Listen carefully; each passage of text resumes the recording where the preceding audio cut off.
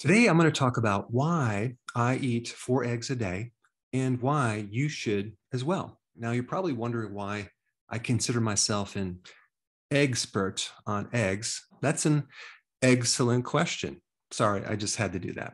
But it's primarily because I've been eating so many eggs for so many years. That makes me an expert.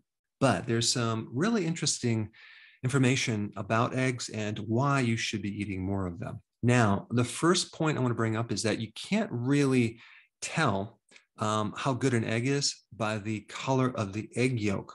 Well, at least recently, because they actually use synthetic coloring now that they give chickens to color the egg yolk on exactly what the farmer wants. And there's actually 15 different shades between yellow and orange that you can pick to determine what color your egg yolk is going to be. So unfortunately, the egg yolk nowadays doesn't really tell you about the amount of nutrition in that egg yolk. And they also use different colorings in the meat itself. So you can turn like a pale white color chicken meat into either yellow or a beige color. So apparently consumers demand a certain color of their chicken meat and their egg yolks. But if you're not using these color dyes and you look at the actual color of the yolk, you can tell how much carotenoids present in that egg. You can't tell the nutrition by the color of the shell, okay? Because they come in different colors. That doesn't give you too much data. The nutrition of an egg and a chicken is determined by how they're raised and what they're fed. And unfortunately, chickens nowadays just have absolutely no flavor. Like the chicken breast is bland. They actually have to flavor it. I'm not kidding.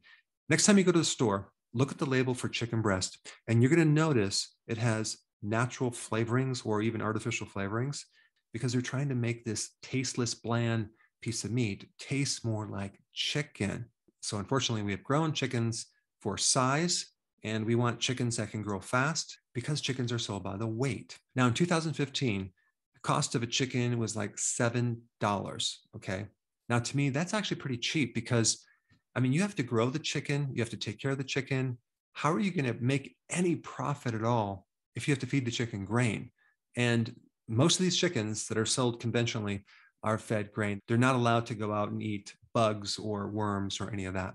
But in 1948, the cost of a chicken was like $3. Now, if we compare that to the dollar now, it would be like buying a chicken for $30. And that is because the quality back then is much greater than it is now. Now, before I get into the benefits of egg, I want to just quickly talk about different terms that they use for eggs. So you have free range eggs, right? Well, what does that actually mean? Well, it means that they're not in a cage. They are cage free, but it doesn't really mean that they can go outside. It just means that they have access to the outside, and they don't define access. It could be some small little hole in the barn that they never find. Also, the verification process on free range is not followed up with an on-site inspection. So there's a lot of gray areas when you talk about free range. And then when we get to cage free, it means that they're just outside the cage, which is a step up. And what about grade A? Well, that just means the shape of the shell is really nice and it has no cracks. So it's really just a marketing thing. Like, I'm sure you never go home and go, wow, honey, I have some grade A eggs. They're perfectly round and they have no cracks. Then you have pasteurized eggs, right? That does not mean pasture raised, okay? Raised on a pasture outside. It means that they're heated, okay, which preserves them. It makes them last longer. And then you get vegetarian fed, right? And yet this sounds very wonderful. Vegetarian fed means you're feeding them grains like soy and corn, which are GMO. So I would recommend getting organic, pasture-raised type eggs.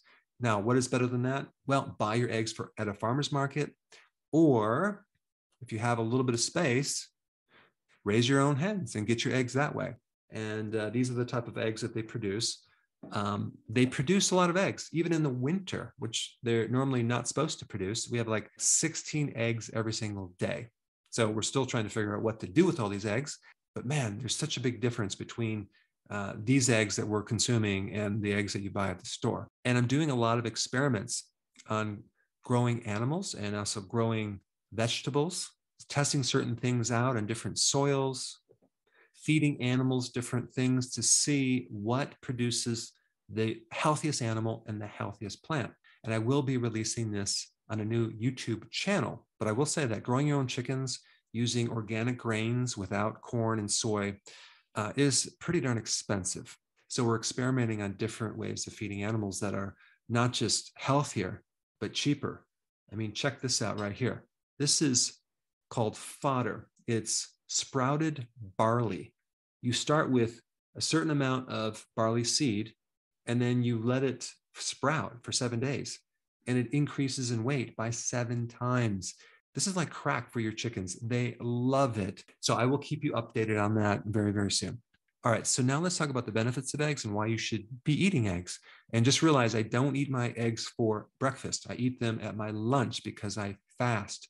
Of course, it's a late lunch. It's probably around 2, 2:30, maybe sometimes 3 o'clock. So number one, the protein in eggs is superior. And what I'm talking about is the anabolic effect, which means the ability of that egg to help build protein tissues in your body, and the percentage of how much that egg protein is converted into body protein, like your muscles, your joints, and other proteins as well. So if we exclude breast milk, okay, protein is at 48%. So 48% is turned into body tissue. If we're talking about meat or fish, it's only 32%. And when we talk about soy protein, that's like 17%. And as a side note, egg white is only 17%. When you add the yolk in there, you get more utilization, which is interesting. And then whey protein is only 16%. So what happens to the other part of this protein? Well, it's converted into glucose and used as fuel. Now, there's another little thing about this I want to mention, and it's called insulin index. I talk about this in my book, but insulin index is the scale of how a non-carbohydrate food influences insulin. And whole eggs with the cholesterol have a much lower insulin effect than egg whites. So the more that you take out fat and have it as a pure protein, as in whey protein, the higher the insulin spike. So eggs, if you compare that to anything else, is basically the best protein for you. All right, next point is choline. Choline is really good for your brain. Choline acts as a bile salt in your liver. It helps break down cholesterol. So it's a good antidote for gallstones. It's a good antidote for a fatty liver. And then we get to lecithin, which is also another antidote for cholesterol, to keep your cholesterol in check, because eggs come with cholesterol. And a lot of people are concerned about cholesterol. In fact, there was a study out that said that when you eat eggs, it increases your risk for death from heart attacks by, I think, 17%.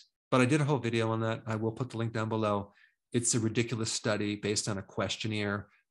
I wouldn't even call it a study because this association was so weak, and they didn't talk about the million other variables that could have caused heart attacks. And without getting into it too much, eggs will increase your HDL more than the LDL, but that's for a different topic. Now, the other cool thing about eggs is that they have a good amount of vitamin K2, which keeps the calcium out of the arteries and keeps the calcium out of the joints.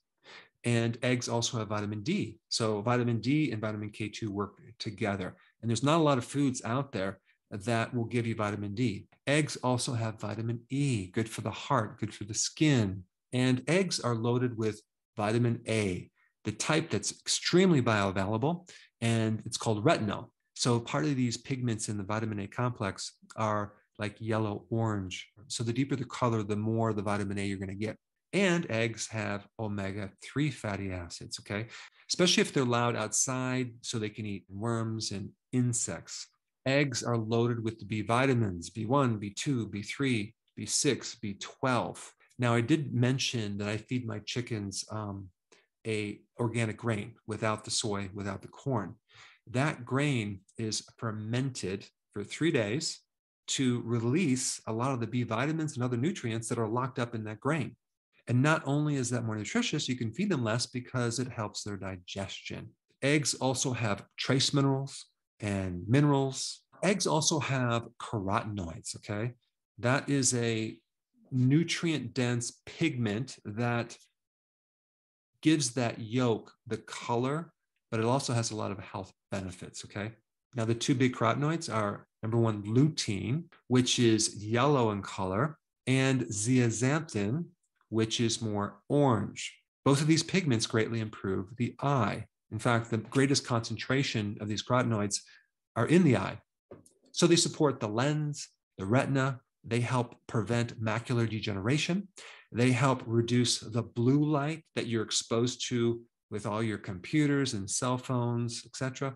But there's a lot of other benefits too for your brain as well. Now, one question that has been asked is, how do you prepare an egg to maximize the nutrition in the egg? Because if you're going to heat it too much, you might destroy some of the carotenoids. And so poached or over easy would be a great way to do that. Or if you want scrambled, what I'd recommend is crack the egg inside the pan, let the whites turn a little white, and then turn the heat down and then mix it up and scramble it after the white part has turned a bit white. This allows you to preserve a lot of these nutrients as compared to taking your egg in a bowl and mixing it up and then putting it in the frying pan.